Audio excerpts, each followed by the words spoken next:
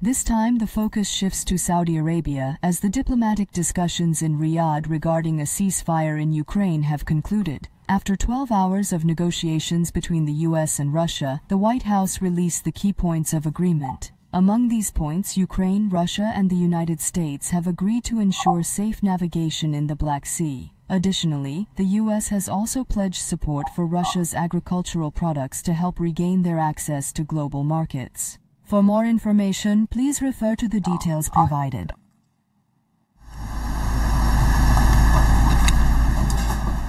Diplomatic traffic in Riyadh has ended. On Sunday, the US and Ukrainian delegations met. A day later, the US and Russian delegations were back at the table. The talks lasted half a day. The 12-hour marathon of negotiations was the longest dialogue between the two countries since the beginning of the Ukrainian war. It was noteworthy that the Russian delegation included lower-level representatives. This detail strengthened the interpretation that Russia was using the negotiations as a time-buying tactic to seize more territory.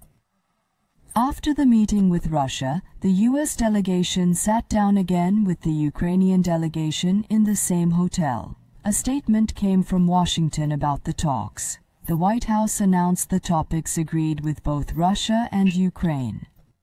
The most critical topic of the talks was the 30-day ceasefire on energy infrastructure. The United States and Russia have reached an agreement to proceed with the implementation of the ceasefire accord.